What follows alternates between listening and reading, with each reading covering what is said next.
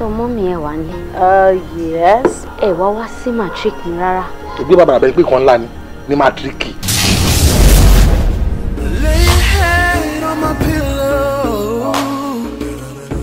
O send the 4 million. Sí Babalola. No ma, 4.5 million ma.